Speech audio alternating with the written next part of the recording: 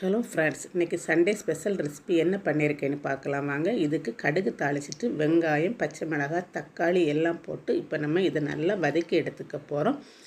இது ஒரு பக்கமாக வதங்கிட்டு இருக்கட்டும். இந்த டைமில் சிக்கனுக்கு தேவையான சிக்கன் மசாலா, மஞ்சள் பொடி, மிளகாய்த்தூள், தனியாத்தூள், இஞ்சி பூண்டு பேஸ்ட்டு, அதுக்கப்புறமா இதுக்கு தேவையான அளவு உப்பு இதெல்லாம் சேர்த்து இதை நல்லா விரசி ஒரு பக்கமாக நல்லா ஊறிட்டுருக்கட்டும். இந்த டைமில் நம்ம ஏற்கனவே வதக்கி வச்சுருந்தோம் இல்லையா வெங்காயம், தக்காளி, அதுக்கு தேவையான மசாலா எல்லாம் சேர்த்துக்கலாம். இதுக்கும் கரம் மசாலா, அப்புறமா கொஞ்சம் மட்டன் பொடி, மிளகாய்த்தூள், தனியா இதெல்லாம் போட்டு நல்லா வதங்கினதுக்கப்புறமா நான் வேக வச்சு எடுத்து வச்சுருந்த ஆட்டுக்குடலை இதில் போட்டு நல்லா நம்ம கிரேவி மாதிரி எடுக்க போகிறோம் பாருங்கள். இதுக்கு தேவையான மசாலா எல்லாம் போட்டு இந்த மாதிரி எடுத்தாச்சுன்னா இப்போ சூப்பரான ஆட்டுக்குடல் நமக்கு ரெடி ஆகிடுச்சு.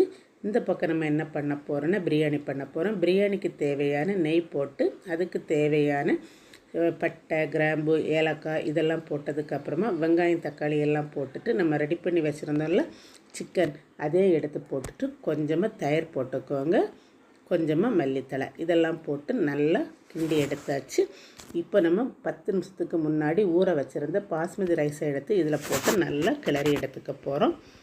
இப்போ நம்ம இதை கிளறியாச்சு. இதுக்கு தேவையான தண்ணியும் விட்டுறலாம். இப்போ நம்ம இதுக்கு தேவையான தண்ணி விட்டு இது ஒரு கொதி வரணும். அது வரைக்கும் நம்ம வெயிட் பண்ண வேண்டியதான். உடனே நம்ம மூடி போட்டுறக்கூடாது. இப்போ நமக்கு இதுக்கு தேவையான மல்லித்தலை, உப்பு எல்லாம் போட்டு ஒரு கொதி வந்துட்டு பாருங்கள். இந்த டைமில் நம்ம இதை மூடி போட்டு ஒரு 2லேருந்து 3 விசில் வாரது வரைக்கும் வெயிட் பண்ண வேண்டியதுதான்.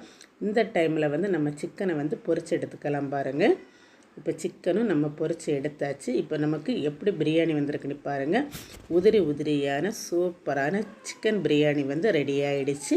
இதை இப்போ நம்ம டிஸ்பிளேயில் பார்க்கலாம் பாருங்கள் வாங்க. சூப்பரான பிரியாணி இன்றைக்கி ரெடி ஆகியாச்சு. வாங்க சாப்பிடலாம்.